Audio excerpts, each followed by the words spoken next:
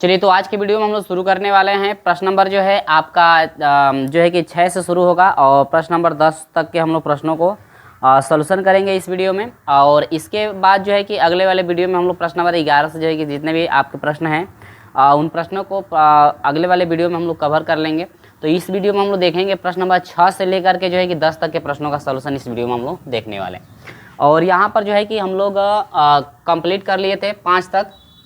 Question number जो है 5 तक हम लोग पिछले वाले वीडियो में कंप्लीट कर लिए थे। और यदि आप उस वीडियो को नहीं देख पाए हैं तो पहले उस वीडियो को देख लीजिएगा ताकि सारी चीज़ें आपको समझ में आती रहे। और इस वीडियो में हम लोग देखने वाले हैं प्रश्न नंबर 6 से। तो देखिए, स्टेप बाय स्टेप सारी चीज़ें मैं आपको समझाऊंगा। अच्छे से आप लोग जो है कि ध्यान से इस चीज़ को पढ़ते रहिएगा ताकि आपको कहीं भी आपको समझने में परेशानी न हो।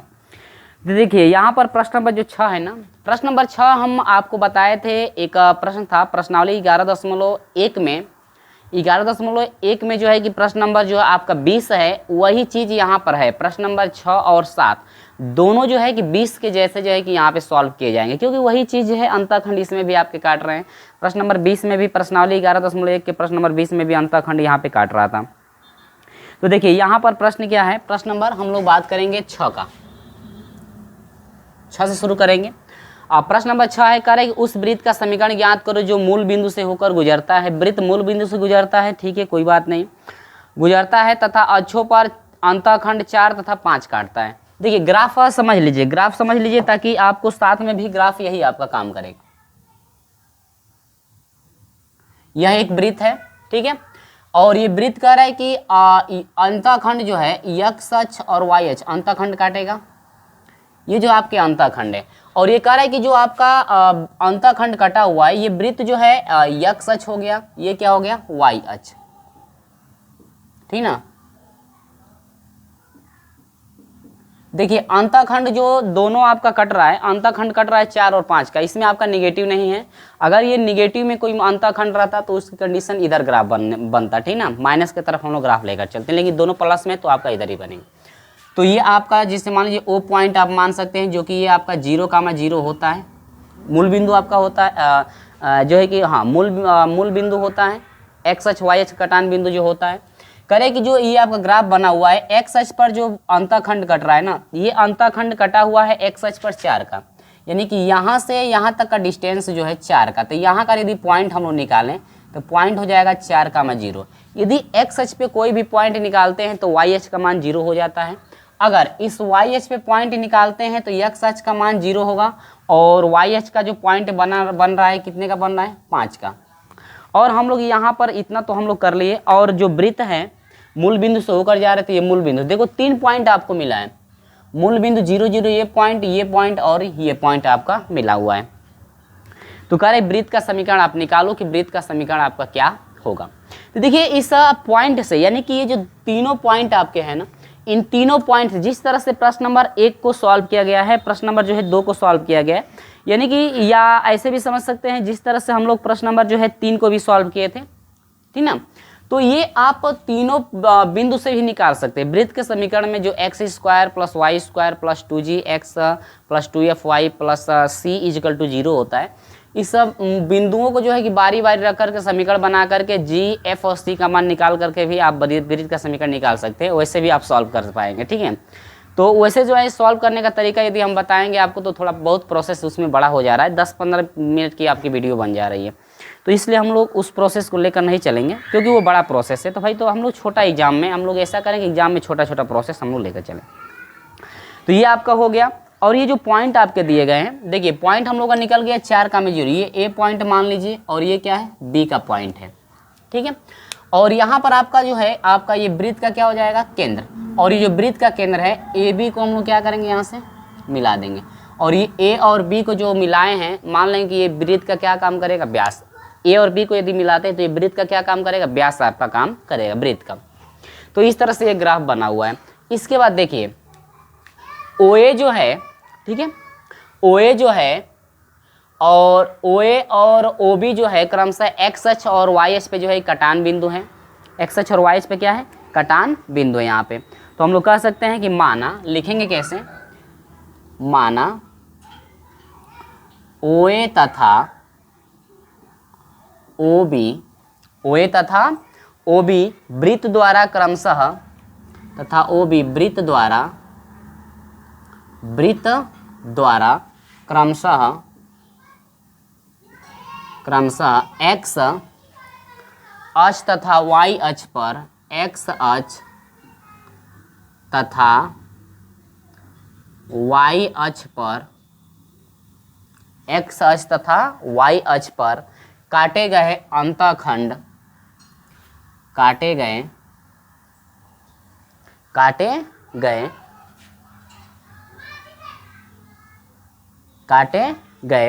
अंतःखंड हैं तो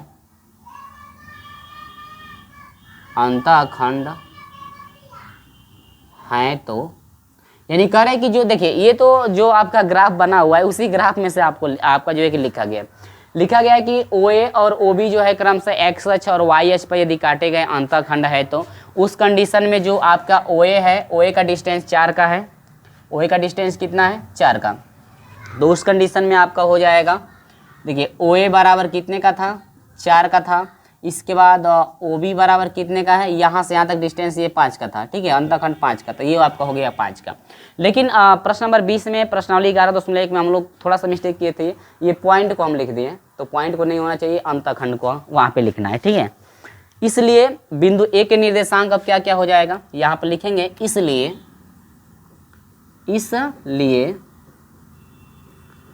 बिंदु ए के निर्देशांक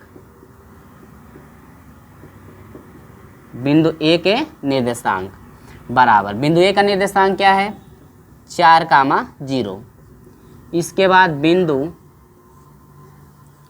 बी के निर्देशांक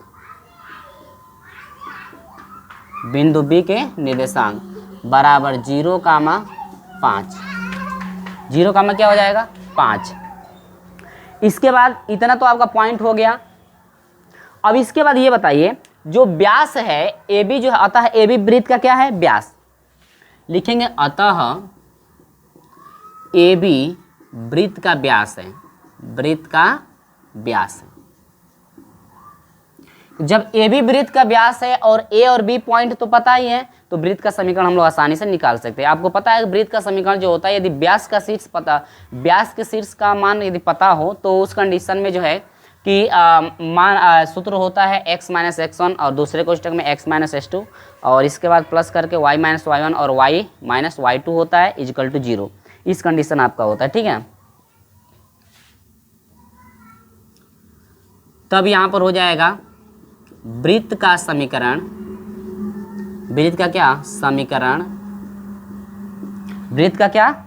किस किस बिंदु पर, बिंदु ए, यानी कि बिंदु वृत्त का समीकरण किस पे निकाला जा रहा है, बिंदु ए कोष्टक में या बी कोष्टक में लिख सकते हैं 0,5 या पहले ए को ही लिख सकते हैं, ए कोष्टक में लिख सकते हैं 4,0 तथा बिंदु बी कोष्टक में 0,5 पर, यानी कि वृत्त का समीकरण निकालेंगे बिंदु ए और बिंदु बी पर निकालेंगे जो कि ये व्यास का काम कर रहा है, तो उस कंडीशन में जो है कि सूत्र क्या अप्लाई हो जाएगा, देखिए वृत्त के समीकरण का सूत्र आपका होता है x माइनस x1, दूसरे कोष्टक में x माइनस x2 होता है प्लस y माइनस y1, दूसरे कोष्टक में y माइनस क्या होता है y2 इक्वल टू क्या होता है 0।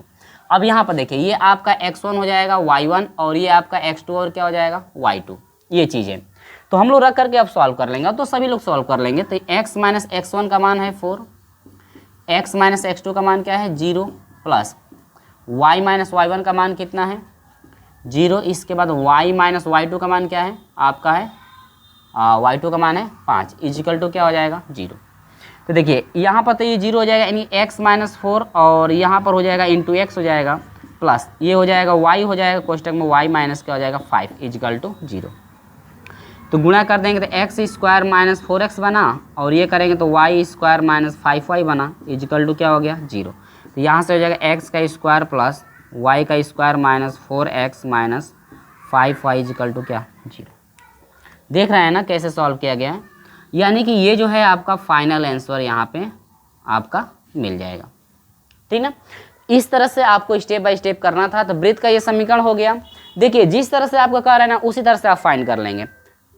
तो इतना तो आपको समझ में आ गया, इसका स्क्रीनशॉट ले लीजिए और हम जो है प्रश्न नंबर 7 की तरफ बढ़ते हैं। ये चीज़ बहुत आसान थी और यदि आप चाहते हैं कि जो है कि इस समीकरण के अनुसार हम लोग निकाल लें, जो कि कई सवाल आप लोग को पढ़ने के लिए मिला होगा, X square plus Y square plus 2gx plus 2fy plus जो है आपका c इक्वल टू 0। अगर इससे चाहते हैं निकालना तो इससे भी निकाल सकते हैं। मानेंगे वृत्त का समीकरण ये है, इक्वेशन नंबर फर्स्ट बनाना पड़ेगा। पहले मूल बिंदु को रखेंगे इसमें तो इक्वेशन नंबर सेकेंड बनेगा, इसके बाद फिर इस पॉइंट को रखेंगे तो इक्वेशन नंबर थर्ड बनेगा, इसके बाद इस पॉइंट को रखेंगे तो इसको इक्वेशन नंबर क्या बनेगा, फोर्थ।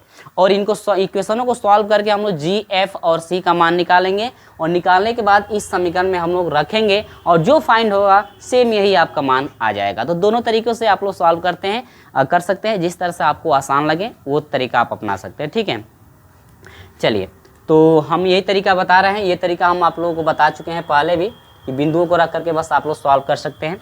तो यहाँ पर तो ये चीज़ समझ में आ गई। अब देखिए स्क्रीनशॉट इसका ले लीजिए, मैं आगे आपको लेकर चलता हूँ। ठीक है, तो चलिए स्क्रीनशॉट ले लिए होंगे। अब प्रश्न नंबर 7 कह रहे हैं कि अंतःखंड, अब देखिए आपका अंतःखंड बदल गया है। अंतःखंड जो है आपका क्या हुआ है, बदल गया है। तो जब अंतःखंड बदल गया है तो यहाँ पर हम ग्राफ को हटा देते हैं या यही ग्राफ रहने देते हैं। अंतःखंड बदला हुआ है तो मैं अंतःखंड कैसे बदल रहा हूँ ध्यान दीजिएगा। ठीक है, या मैं पूरा हटा देता हूँ इसको।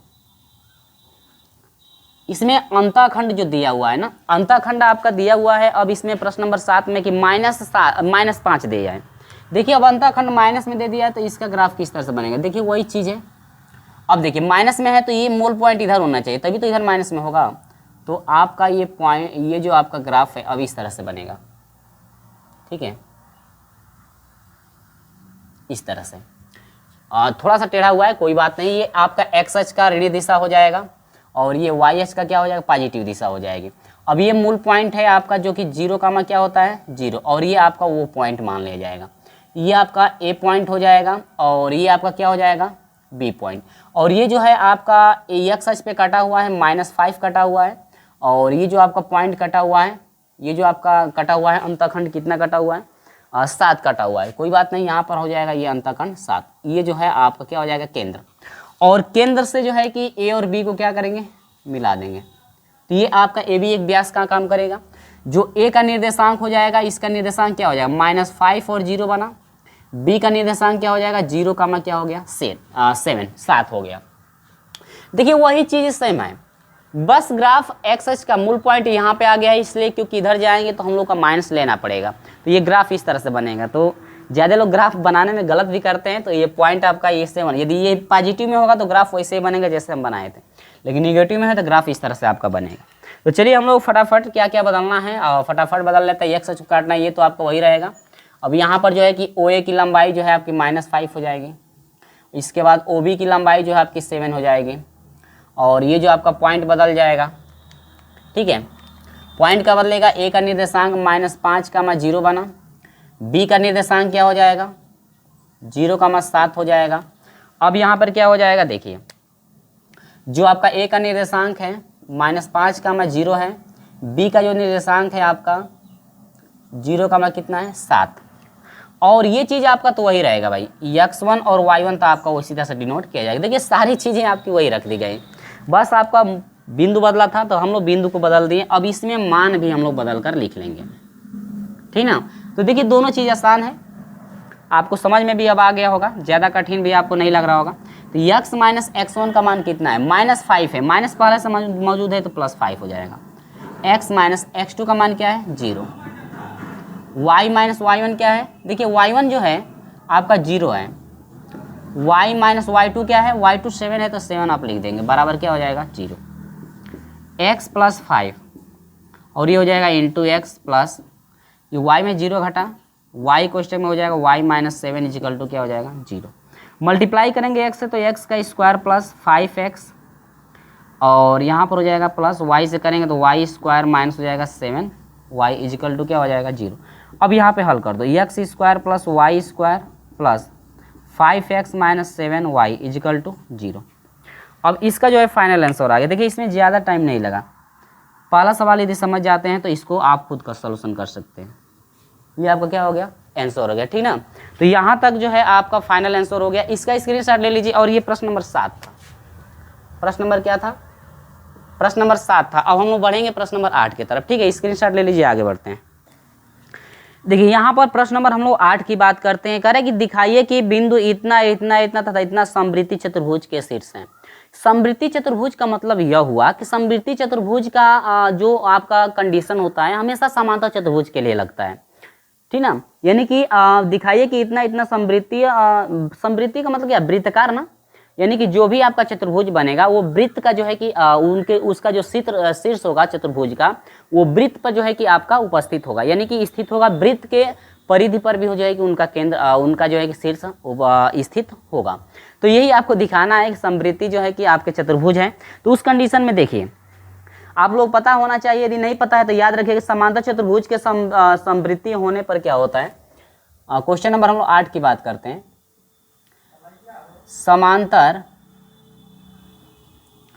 चतुर्भुज, समांतर चतुर्भुज के समवृत्तीय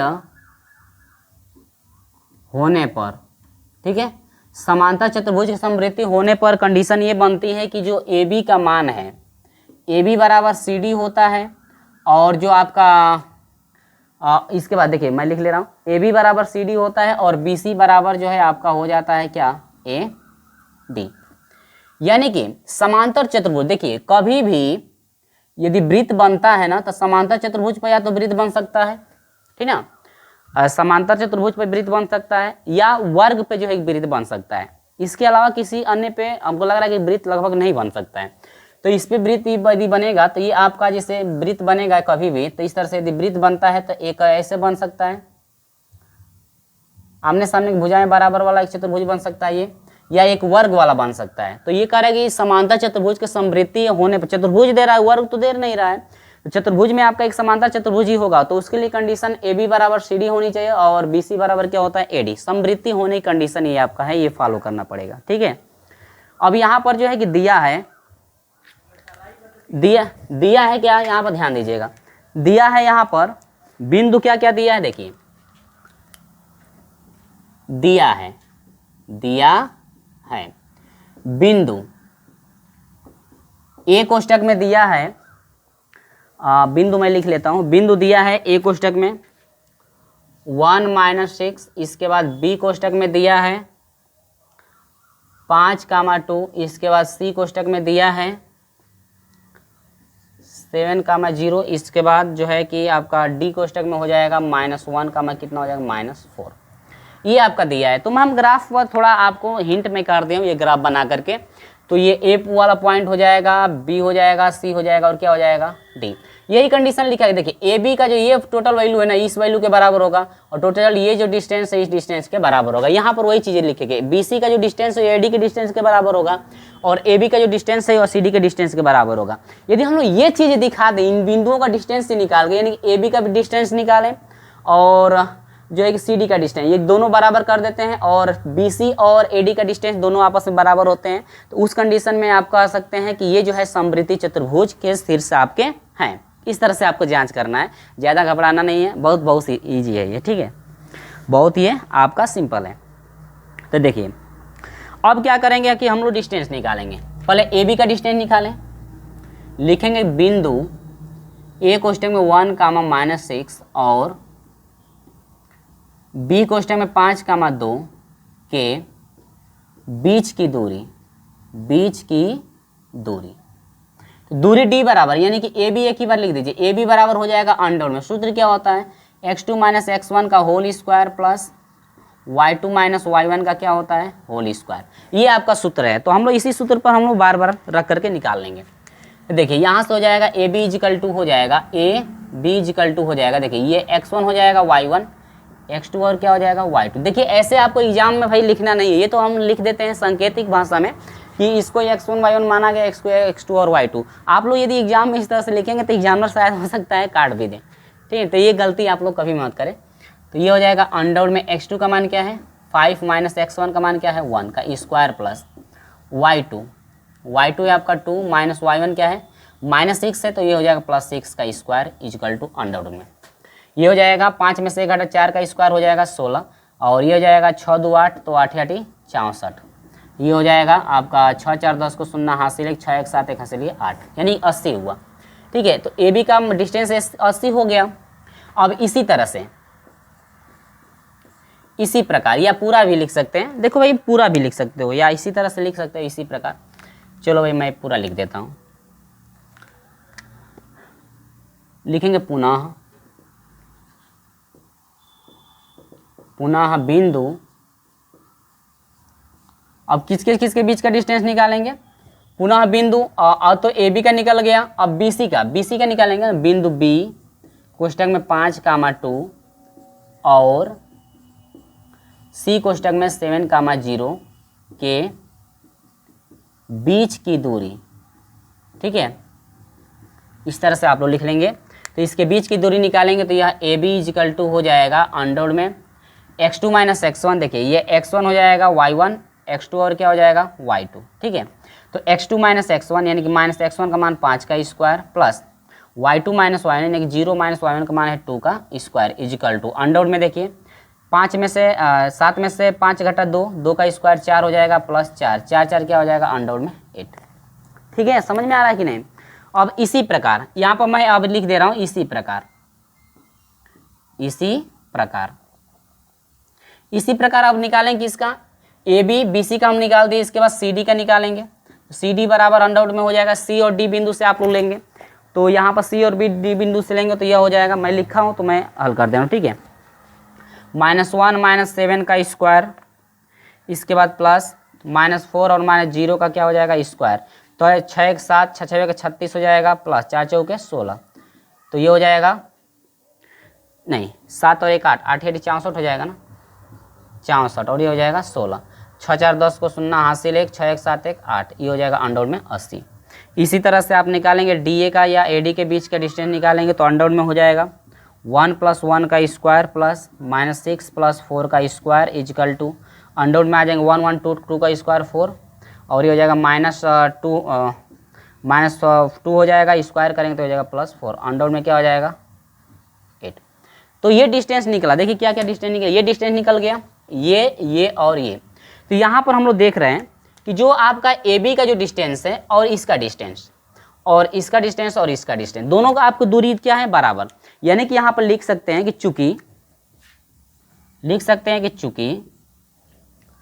ए बी का जो डिस्टेंस है वो बराबर है किसके, सी डी के,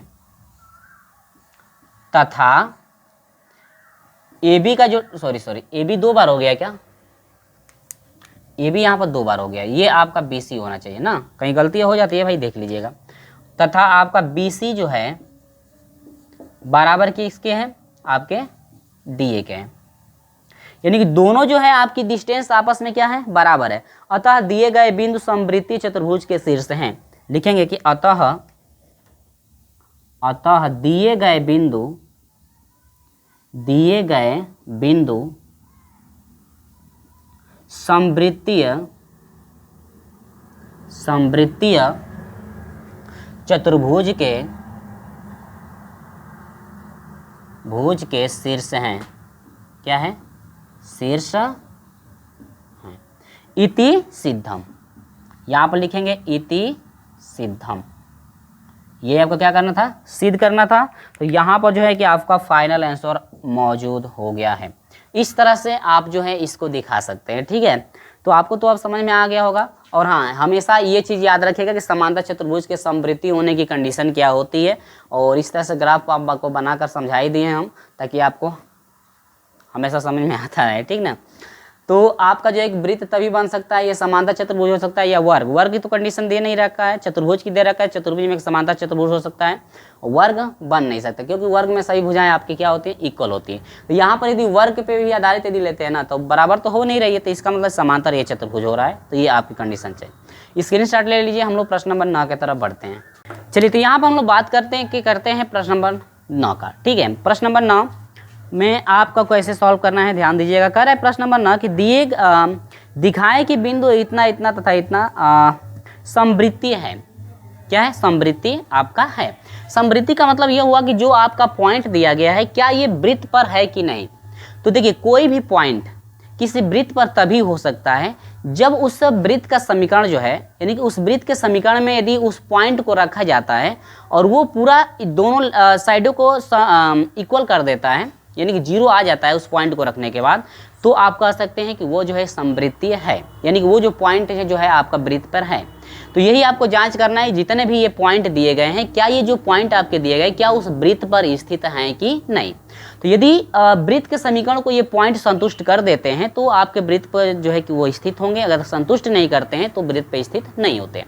तो पहले तो मानकर हम लोग चलेंगे और पहले इसका वृत्त का समीकरण हम लोग निकालेंगे और उस वृत्त के समीकरण में हम लोग जो है कि पॉइंट को रखेंगे, रख करके लास्ट में जांच करेंगे क्या वास्तव में ये संतुष्ट कर रहा है कि नहीं।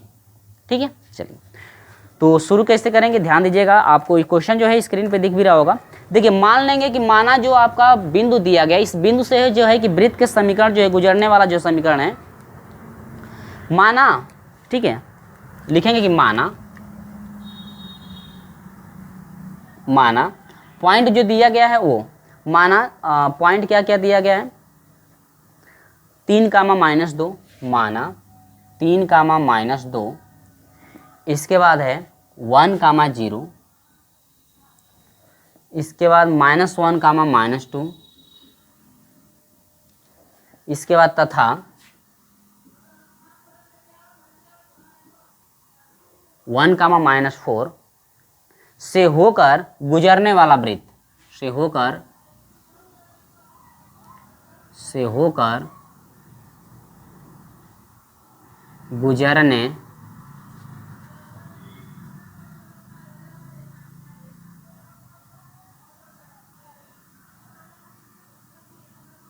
देखिए, इस पॉइंट से जो आपका वृत्त गुजर रहा है, उस वृत्त का जो समीकरण है, गुजरने वाला जो वृत्त का समीकरण है, वृत्त का समीकरण x² plus y² plus 2gx plus 2fy plus c equal to क्या है 0। इक्वेशन नंबर मान लेंगे इसको फर्स्ट, यानी कि माना गया है कि मान लेते हैं कि जो ये आपका वृत्त का समीकरण है, ये जो वृत्त का समीकरण इस पॉइंट से आपका गुजर रहा है, तो हर हाल में इस वृत्त के समीकरणों को इसको फाइंड करने के लिए हमको g, f और c का मान चाहिए। तो निकाला कैसे जाता है, जो भी पॉइंट है उन पॉइंटों को इसमें रख करके समीकरण बनाते हैं, समीकरण बना करके बाद समीकरण को हल करते हैं, हल करने के बाद g, f और c का मान निकालते हैं और वही मान इसमें रखते हैं, तो वो प्राप्त होता है आपका वृत्त का समीकरण। और जो वृत्त का समीकरण आपका प्राप्त होगा, उस वृत्त के समीकरण में यदि x, y का मान ये रख कर इन बिंदुओं को रख करके उसमें रखा जाता है, अगर वो 0 के बराबर कर देता है, तब आप कहेंगे कि हाँ, जो आपका ये पॉइंट है वृत्त के समीकरण पर ये स्थित आपका है। ठीक है, चलिए तो अब क्या करेंगे, इस बिंदु पर और इस बिंदु पर निकालेंगे। देखिए, हमको अधिकांश तौर से तीनों आपके जो है कि वृत्त, तीनों जो है आपके समीकरण चाहिए। 4 समीकरण कोई आवश्यकता नहीं है, 3 समीकरण बनेगा तो आसानी से हम लोग जो है कि g, f और c का मान निकाल लेंगे। तो इसको रखने की कोई आवश्यकता नहीं है, इन तीनों से रख करके निकाल लेंगे g, y, f और c का मान। इसके बाद इसको छोड़ देंगे कि इसी का वो रख करके उस वृत्त के समीकरण में जांच कर लेंगे। अच्छा, किसी को मान को भी रख करके जांच कर लेते हैं, कर सकते हैं। ठीक है, तो चलिए पहले बिंदु लेते हैं।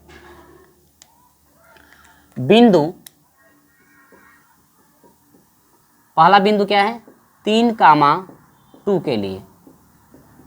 ठीक है, चलिए 3, जब 2 के लिए आप लेंगे तो क्या हो जाएगा मान, देखिए यहाँ पर x का मान 3 है, y का मान -2, 3 का स्क्वायर 3 तिली के 9, -2 का स्क्वायर 4। देखिए 3 से 3 दूनी के हो जाएगा 6g, प्लस में प्लस क्या हो जाएगा 6g, यहाँ पर माइनस रखेंगे तो -2 से इसमें करेंगे तो -2f, सॉरी 2 दूनी के 4 हो जाएगा ना, -4f plus c equal to 0। ठीक है, 9, 4, 13 को उधर भेजेंगे तो यह हो जाएगा 6g -4f plus c equal to क्या हो जाएगा -13। इक्वेशन नंबर बना देंगे क्या, सेकेंड, बन गया। अब फिर देखिए दूसरा पॉइंट रखिए, आप लिखेंगे बिंदु 1, 0 के लिए, 0 के लिए। तो 1, जब 0 के लिए आप लेंगे तो उसके लिए क्या हो जाएगा, ध्यान दीजिएगा, ये x का मान है, ये y का मान, तो इसमें रखेंगे तो 1 का स्क्वायर 1 प्लस y का स्क्वायर करेंगे तो 0 होगा, क्योंकि 0 है तो 0 है, छोड़ दीजिए। 1 से 2 में गुणा यह हो जाएगा 2g प्लस, देखिए y का मान 0 रखेंगे तो ये 0 कर देगा, प्लस c बच गया, बराबर क्या हो जाएगा 0। तो यहाँ से हो जाएगा 2g plus c equal to हो जाएगा -1। इक्वेशन नंबर यह हो जाएगा आपका थर्ड। तीसरा इक्वेशन बन गया। आगे चलिए बिंदु, अब कौन सा बिंदु आएगा, आप इसको भी लिख सकते हैं, जरूर नहीं कि मैं लगातार से रख रहा हूं तो उन्हीं को रखेंगे, आप इसको भी लग करके समीकरण बना सकते हैं, लेकिन इसको मैं रख रहा हूं -1, -2 के लिए। ठीक है, चलिए इसके लिए क्या आ जाएगा समीकरण, तो समीकरण बनेगा एक यानी स्क्वायर, एक का स्क्वायर 1 प्लस -2 का स्क्वायर 2, नहीं -2 का स्क्वायर 4 हो जाएगा, -1 है तो -1 से जो 2 में करेंगे तो ये हो जाएगा -2g। अब देखिए -2 से जब इसमें करेंगे तो ये हो जाएगा 4f plus c equal to क्या हो जाएगा 0। तो यहाँ से हो जाएगा -2g, 4 1 5। ठीक, अब यहाँ पर बताइए ये चीज़ आपको समझ में आ गई। अब देखिए अब हम लोगों को 1 2 3 यानी कि 2 3 और 4 समीकरण बनाए, उसको तो हम लोग छोड़ना है, पहले तो इनको सॉल्व करके हम लोग जी एफ और सी का मान हम लोग को हर हाल में निकालना पड़ेगा। ठीक है, पहले मैं देख लूँ रिकॉर्ड तो हो रहा है। ठीक है, चलो भाई चल तो रहा है, कोई बात नहीं, कटा नहीं। तो अब देखिए अगर मैं 2 और 3 4 को लूँ, यानी इसको और इसको यदि लेता हूँ तो देखो एफ का गुणांक और इसका एफ का गुणांक और सी का गुणांक दोनों बराबर है, दोनों चिन्ह भी बराबर है, तो आसानी से जो है कि 2 और 4 को लेते हैं तो आसानी से कट सकता है यहाँ पे, यानी कि लिखेंगे समीकरण 2 व 4 से। ठीक है, चलिए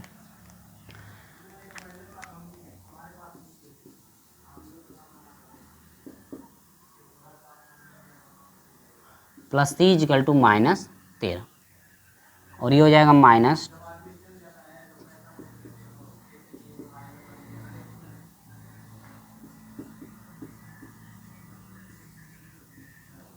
घटाने पर क्यों लिख रहा हूँ, क्योंकि दोनों चिन्ह समान है, गुणांक भी समान है, तो चिन्ह अलग अलग रहेगा तभी तो कटेगा, तो इसीलिए घटाने पर लिखा गया। तो ये हो जाएगा प्लस प्लस माइनस प्लस। ठीक है, इससे ये कटा, इससे ये कटा, और ये आपका हो जाएगा 6 2 कितना हो जाएगा 8, और ये कितना हो जाएगा माइनस, ओहो ये मिस्टेक कुछ हो रहा है, 6 2 8 हो गया, और यहाँ पर आपका हो जाएगा, मैं देख लूँ कैसे मैं सॉल्व किया हूँ। ठीक है, और ये हो जाएगा -8, तो यहाँ से g इक्वल टू हो जाएगा आपका -1। ठीक है, g का मान आ गया कितना -1, यहाँ पे आ गया, क्योंकि 8 से इस 8 को घटाए हैं तो यह हो जाएगा 1, और माइनस है तो -1, g का मान आ गया। अब देखिए g का मान किस में रखेंगे कि किसी न किसी का मान निकले आसानी से, g का मान इसमें रखेंगे तो c का मान निकल जाएगा, यानी कि लिखेंगे कि समीकरण 3 में g बराबर -1 रखने पर, चलिए रखिए, तो यही है ना, तो इसी में रखेंगे हम लोग, तो हो जाएगा 2 मल्टीप्लाई जी का मान है -1 प्लस c इक्वल टू हो जाएगा -1, तो c इक्वल टू हो जाएगा -1, 2 एकम 2, -2 हो जाएगा, इधर आएगा तो +2, यहाँ से c इक्वल टू हो जाएगा कितना 1। ठीक है, यानी कि जो c का मान है, c का मान आ गया 1। देखो g का मान -1 आया, c का मान आपका आ गया 1। ठीक है, अब इसको इन दोनों को किस में रखेंगे कि f का मान निकलेगा। देखिए f किस में है, इसमें f है, इसमें f है, तो किसी में से किसी में आप रख सकते हो, किसी में भी आप रख सकते हो। तो चलो मैं समीकरण 2 में रखा हूँ तो 2 ही में रख करके निकाल देता हूँ। यहाँ पे लिखेंगे समीकरण 2 में g बराबर -1 और c बराबर 1 रखने पर। ठीक है, चलिए रखिए, तो यहाँ पर हो जाएगा 6 मल्टीप्लाई g का मान -1 -4 मल्टीप्लाई f का मान तो निकालना है तो 4f हो जाएगा, प्लस c का मान है आपका 1 इजिकल टू -13, तो ये हो जाएगा -6 -4f प्लस 1 इजिकल टू -13, तो ये हो जाएगा -4f। देखिए 6 है माइनस, ये प्लस तो घटेगा तो -5 हो जाएगा, उधर आएगा तो +5, यानी कि -13 प्लस हो जाएगा 5, तो -4f इजिकल टू हो जाएगा, घटाएंगे कितना हो जाएगा -8, तो f इजिकल टू हो जाएगा -8 बटा में -4, और f इजिकल टू हो जाएगा कितना 2, तो f का मान कितना आ गया आपका 2। देखिए माइनस से माइनस कटा 2 और 4 से 8 को कटाएंगे तो 2 हो जाएगा। ठीक ना, अब देखिए g का भी मान निकला, c का भी मान निकला, f का भी मान निकला, तो अब समीकरण आसानी से हम लोग बना सकते हैं। तीनों मान जो है हम लोग समीकरण नंबर 1 में अब रखेंगे, लिखेंगे क्या, समीकरण एक में g बराबर -1, f बराबर 2 और c बराबर 1 रखने पर, देखिए यदि छोटा छोटा ज़्यादा हो रहा है तो मैं बोलकर इसीलिए लिखता हूँ ताकि आपको डाउट ना हो कोई। चलिए रखेंगे तो यहाँ पर क्या हो जाएगा, x का तो मान रखना है तो x का स्क्वायर हो जाएगा ये, ठीक है, x का स्क्वायर प्लस y का स्क्वायर प्लस 2 मल्टीप्लाई g का मान है -1 x प्लस 2f, f का मान क्या है 1, y प्लस c का मान क्या है 1 इजिकल टू 0। तो यहाँ से हो जाएगा x का स्क्वायर प्लस y का square minus 2x plus 2y plus 1 equal to क्या हो जाएगा 0, ठीक है। ये जो है आपका वृत्त का क्या निकला, समीकरण। अब इसी समीकरण, ये जो वृत्त का समीकरण, अब यही वृत्त का जो समीकरण है आपको बताना है कि ये जो आपके पॉइंट हैं क्या इस वृत्त के समीकरण यानी कि इस वृत्त पर स्थित हैं कि नहीं। तो यदि ये पॉइंट जो है इस वृत्त के समीकरण को संतुष्ट करते हैं, संतुष्ट करने का मतलब यह हुआ कि जो ये वृत्त का समीकरण निकला हुआ है यदि इस पॉइंटों को इसमें रखते हैं और 0 के बराबर यदि आ जाता है मान, तब आप कह सकते हैं ये जो है वृत्त के समीकरण को संतुष्ट कर रहा है। तो ये इसका जब वृत्त के समीकरण को संतुष्ट करेगा तो वो जो पॉइंट है आपके वृत्त पे स्थित हैं। तो अब हम लोग रख कर देखते हैं,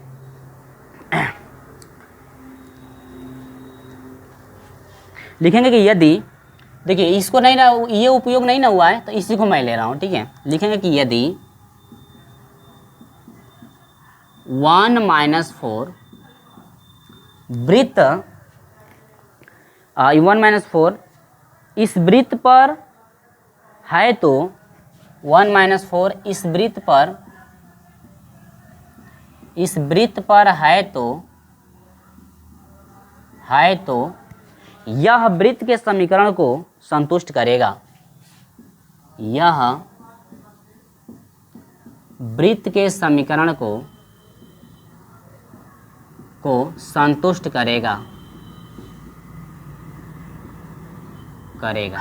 ठीक है। ये वृत्त के समीकरण क्या करेगा, संतुष्ट करेगा। तो चलिए हम लोग जांच भी करके देख लेते हैं कि वास्तव में ये संतुष्ट कर रहा है कि नहीं। यह x का स्क्वायर प्लस y का square minus 2x plus 2y plus 1 equal to क्या है 0, संतुष्ट कराते हैं। ये x का मान है, ये y का, x का मान 1 का स्क्वायर प्लस -4 का square minus 2 multiply 1 plus 2 multiply -4 plus 1 equal to 0। 1 plus 4 चौके हो जाएगा 16 माइनस 2 माइनस 4 दूनी को हो जाएगा 8 प्लस 1 इजिकल टू 0। 16 1 17 1 18 हो जाएगा माइनस, ये कितना 8 हो रहा है, ये गलत कैसे हो रहा है, 4 दूनी के बाद 2 एकम 2, 4 चौके 16 हो गया, गलत क्यों हो रहा है। मैं एक बार मिला लेता हूँ, ठीक है। तो यहाँ पर 4 2 4f है तो 4, y का मान कितना है 4, अच्छा 2 हो गया, y का मान कितना है 4 माइनस 4 है। और इस समीकरण गलत है क्या, समीकरण 4, ओहो f का मान 2 है ना, यहाँ पे f का मान क्या है 2। देखो भाई आप लोगों को तो समझ में आ गया हो कि हाँ हम गलत, 2 दूनी के हो जाएगा 4, आपको समझ में आ गया कि हाँ हम गलत कहाँ किए हैं, क्योंकि आपको तो भाई अच्छे से दिख रहा होगा। मैं इसके पास हूँ ना थोड़ा, ये हो जाएगा माइनस 4 चौके 16, 16 तो हो जाएगा कितना 18 इजिकल टू क्या 0, यानी कि 0 बराबर 0। तो लेफ्ट हैंड साइड बराबर क्या है राइट हैंड साइड। देखिए संतुष्ट किया कि नहीं किया। अगर आपके दिमाग में है कि सर आप जो है नकल मार के कर दिए हैं, आप इस पॉइंट को रखे कह रहे हैं कि ये जो है उस पे है, रख लीजिए किसी पॉइंट को रख लीजिए। यदि इस पॉइंट को भी आप इस पे रख करके देखते हो, यदि 0 के बराबर आ जाता है तो वो भी आपका पॉइंट उस वृत्त पे होगा। ये भी पॉइंट यदि रख कर देखते हो, यदि 0 के बराबर आ जाता है तो वो पॉइंट उस वृत्त पर है, ठीक है। तो जो भी आपका मान से समीकरण निकला हुआ है, हर इसमें जो है कोई भी आपका ये पॉइंट है जो इस वृत्त पर रखेंगे तो 0 आएगा। और ये जो है यही दिखाना था कि सभी पॉइंट जो है आपके वृत्त पे स्थित हैं, ठीक है। तो ये आपका हो गया। तो यहाँ पर आपका हो जाएगा अतः दिए गए बिंदु समवृत्तीय है। लिखेंगे कि अतः, लिखेंगे अतः दिए गए वृत्त, अतः दिए गए बिंदु, सॉरी वृत्त नहीं बिंदु है ना, अतः दिए गए बिंदु समवृत्तीय है, समवृत्तीय है। यही आपको क्या करना था, सिद्ध करना था, यानी कि इति सिद्धम, इति सिद्धम। ये जो है आपका फाइनल आंसर यहाँ पे निकल कर आ गया है। ठीक है, तो इस तरह से आपको स्टेप बाय स्टेप करना है, कोई भी स्टेप कट आपको नहीं करना है, ठीक ना, ताकि एग्जामिनर को भी अच्छे से समझ में आए कि हाँ आप क्या किए हैं। तो हमको नहीं लग रहा है कहीं यहाँ पर आपको मिस्टेक हुआ हो, कहीं डाउट हुआ होगा, क्योंकि प्रश्न नंबर 1 भी में भी इस तरह से समीकरण में रख करके हम लोग जी, एफ और सी का मान निकाल रहे थे, उसके बाद वृत्त का समीकरण हम लोग बना रहे थे। तो ये फाइनल आंसर आ गया। स्क्रीनशॉट ले लीजिए, हम लोग लेकर चलते हैं प्रश्न नंबर 10 की तरफ, जो कि आपका इस वीडियो का वो अंतिम क्वेश्चन होगा। चलिए स्क्रीनशॉट ले लीजिए।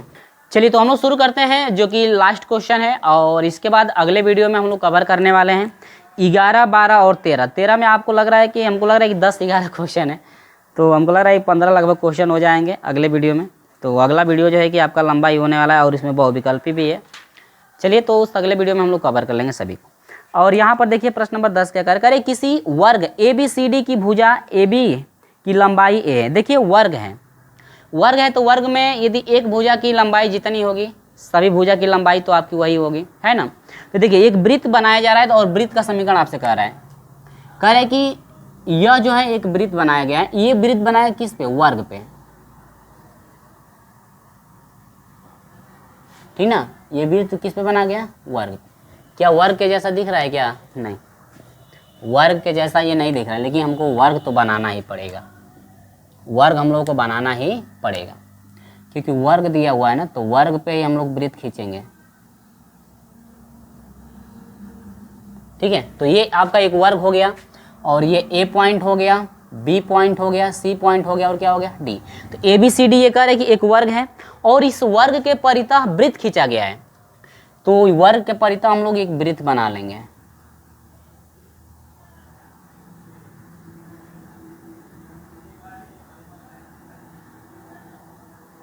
ठीक, ये वृत्त थोड़ा टेढ़ा बन जा रहा है, कोई बात नहीं भाई, आप लोग सही से वृत्त आप लोग प्रकार से बना लेंगे। ठीक है, तो ये आपका एक वृत्त बना जो वर्ग है, वर्ग में सभी भुजाएं बराबर होती है, ये तो पता है। तो यदि ए भुजा जो है, अगर ये भुजा ए की है, ए भी भुजा ए की, ए भी भुजा ए की, ए भी भुजा किसकी, ए की। अब यहाँ पर देखिए एक वर्ग के परितः यहाँ पर खींचा गया है। अब ध्यान दीजिएगा, अब यदि हम लोग अक्ष की बात कर लें, वर्ग भुजा ए है, और यहाँ पर पॉइंट भी आपका दिया हुआ है, कह रहा है कि ए बी और जो है कि ए बी कह रहा है कि ए बी और जो है ए डी जो है, ये निर्देशांक अक्ष को लेकर। अच्छा ठीक है, यहाँ पर कह रहा है कि ये जो आपका है ना, ये जो है आपका ए बी जो है, ये निर्देशांक का अक्ष है, यानी कि ये निर्देशांक काम कर रहा है, यानी कि अक्ष, ये वाई अक्ष काम कर रहा है, और ये क्या काम कर रहा है, यक्स अक्ष का काम आपका कर रहा है। चलिए तब तो ठीक है, और ये पॉइंट आपका हो जाएगा कितना, 0, 0 होता है, तो यहाँ पर दिया का, हाँ ठीक है 0 तो दिया ही है, तो ये आपका 0, 0 हो जाएगा। और दूसरा पॉइंट आपका क्या हो जाएगा, A, 0 हो जाएगा। ये पॉइंट आपका है A, 0 का, और ये पॉइंट आपको पता ही है कि A, A हो जाएगा, और ये पॉइंट आपका हो जाएगा 0, A, 0, A। ठीक है, देखो सभी पॉइंट यहाँ पे निकल चुके हैं, और यहाँ पर तो इसका सेंटर पॉइंट होता है, आपका केंद्र होता है, पता ही है। अब यहाँ पर क्या करेंगे ना, ये तो आपका अक्ष है, तो यहाँ से हम लोग क्या करें कि इस A से C को यदि हम लोग मिला दें, तो यदि A से C को मिला देंगे तो AC एक व्यास काम करेगा। AC क्या काम करेगा, व्यास।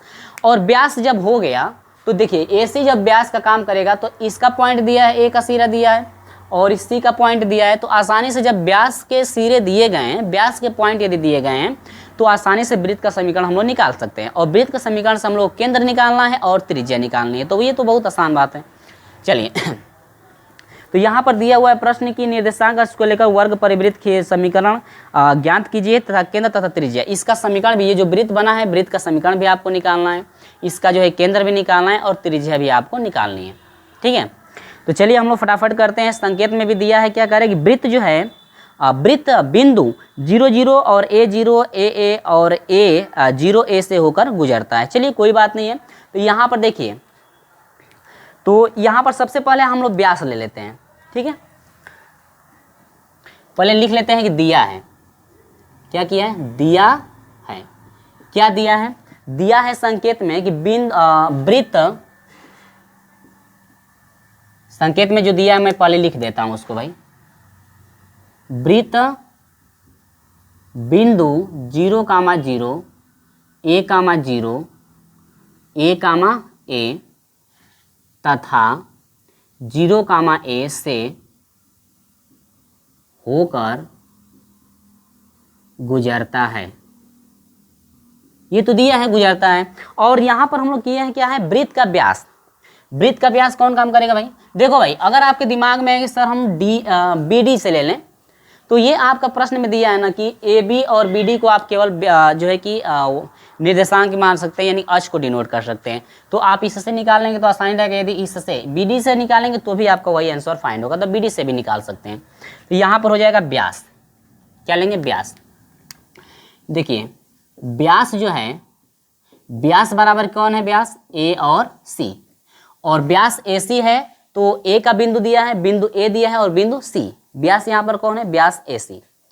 तो यहाँ पर लिखेंगे व्यास, व्यास ए सी हो गया, व्यास ए और क्या हो गया? सी। तो यहाँ पर लिखेंगे बिंदु ए के निर्देशांक, बिंदु ए कोष्टक में 0 कामा 0 तथा बी कोष्टक में ए कामा ए है। बिंदु ए इतना है, बिंदु बी इतना है। तो अब यहाँ पर देखिए व्यास के सिरे यदि पते हैं तब तो आसानी से हम लोग समीकरण निकाल सकते हैं। यहाँ पर लिखेंगे तब वृत्त का समीकरण, तब वृत्त का समीकरण, तब वृत्त का समीकरण। तो चलिए वृत्त का समीकरण का आपका सूत्र है, व्यास के लिए होता है, यहाँ पर हम लिख देते हैं। व्यास के लिए होता है x माइनस x1 और x माइनस x2 होता है प्लस y माइनस y1, और इसके बाद होता है y माइनस क्या होता है? y2 इजिकल टू क्या होता है? 0। ये जो है वृत्त का क्या होता है? समीकरण होता है, यदि व्यास पता हो तो। अब तो हम लोग आसानी से निकाल लेंगे। तो ये आपका देखिए x1 y1 है, ये आपका x2 और क्या है? y2। तो फटाफट रख लेते हैं, इसके बाद हम लोग सॉल्व करें। x माइनस x1 का मान क्या है? 0, x माइनस x2 का मान क्या है? a, plus y minus y1 का मान क्या है? 0, y माइनस y2 क्या है? a equal to 0।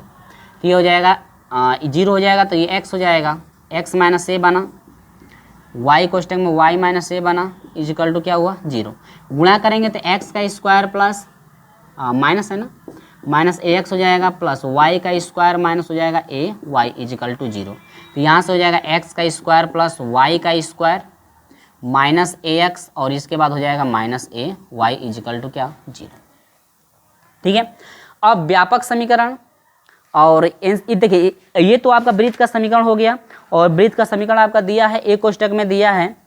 अब देखिए या इसको आगे इस तरह से भी लिख सकते हैं, या वृत्त का समीकरण यदि बनाना चाहे तो या इसको लिख सकते हैं x का स्क्वायर प्लस वाई स्क्वायर। देखिए इनमें से माइनस ए कॉमन ले लेंगे, दोनों में माइनस ए कॉमन है, तो x प्लस क्या हो जाएगा? y equal to 0। ये आपका हो जाएगा क्या? वृत्त का समीकरण। यानी कि ये जो आंसर आया हुआ है ये वृत्त के समीकरण को, वृत्त के समीकरण का आंसर आ गया, लेकिन हमको केंद्र चाहिए और त्रिज्या चाहिए। चलिए तो लिखेंगे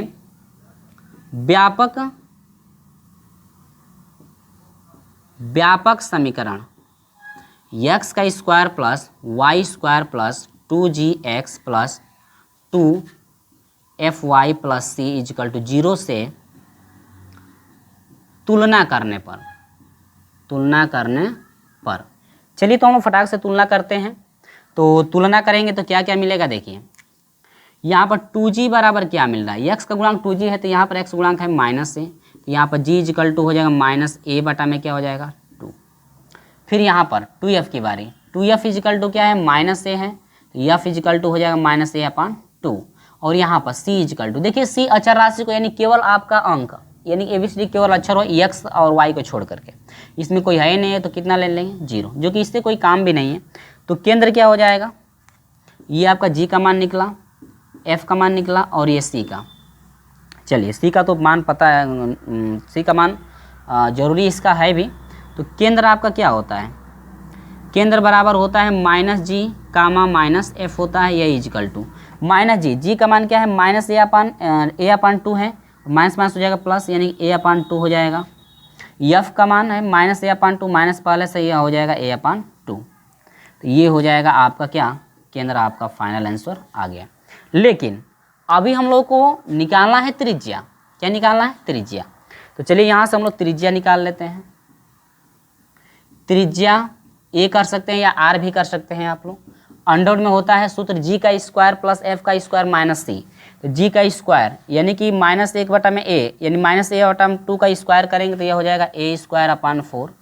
यहाँ पर एफ का मान रखेंगे तो एफ का स्क्वायर यदि करेंगे तो देखिए -a/2 है तो इसका स्क्वायर करेंगे तो a² क्या हो जाएगा 4 और माइनस सी होता है, ठीक है, माइनस क्या होता है सी, तो सी का मान क्या है 0, तो यहाँ पर हो जाएगा 0, जी से कोई मतलब है नहीं, तो यहाँ से हो जाएगा अंडर में देखिए दोनों जुटेगा तो यह हो जाएगा 2a² क्या हो जाएगा 4 इजिकल टू, अब यहाँ पर 2 अंडर में रह जाएगा, इसके बाद a का स्क्वायर a हो जाएगा बटा में 4 का स्क्वायर 4 का वर्ग a का वर्गमूल a² का वर्गमूल a हो जाएगा, 4 का वर्गमूल क्या हो जाएगा 2, यानी कि ये बना है आपका बना है a/2 अंडर में 2, ये आपका इतना आया है। क्या करेंगे कि 2 से नीचे गुणा कर दीजिए 2 से ऊपर, 2 कड़ी में 2 से परिमेकरण हो रहा है तो ये आपका हो जाएगा a, ये हो जाएगा 2 अपान ये हो जाएगा 2 कड़ी में 2, तो यहाँ से हो जाएगा a/, अंडर में कितना हो जाएगा 2, ठीक है, यानी कि 2 से 2 कट गया तो यह हो जाएगा a/, अंडर में 2, यानी कि त्रिज्या की हम लोग बात करें तो त्रिज्या a जो आपकी निकली हुई है a/, अंडर में कितना हो गया 2, तो यहाँ पर जो है इतना फाइनल आंसर आपका निकल कर आ गया है ना। तो इस तरह से आपको स्टेप बाय स्टेप करना था, समझ में अच्छे से आ भी गया होगा कि हाँ क्या चीज़ें हैं। इस तरह से आपका एक सवाल और हुआ है जो कि आपका जो है कि इसको व्यास मान, आप देखिए यदि आप देखिए हम AC को व्यास माने हैं ना तो आप इसको भी व्यास ले सकते हैं क्योंकि भाई दोनों मान बराबर है, तो B और D को भी व्यास मान करके आप कर सकते हैं। वहाँ पर देखिए मैं लिखा भी हूँ कि व्यास AC माना गया है, व्यास क्या है AC, अगर व्यास आप BD मानते हैं तो ये B और D वाला पॉइंट लेकर के निकालेंगे तो भी आपका फाइनल आंसर वही आएगा, आपके वृत्त का समीकरण यही आपका बनेगा, आप निकाल करके खुद देख सकते हैं, ठीक है। तो यहाँ तक प्रश्न नंबर 10 का सोल्यूशन हो चुका है और इसके बाद अगले वीडियो में हम लोग मिलेंगे प्रश्न नंबर 11 के साथ।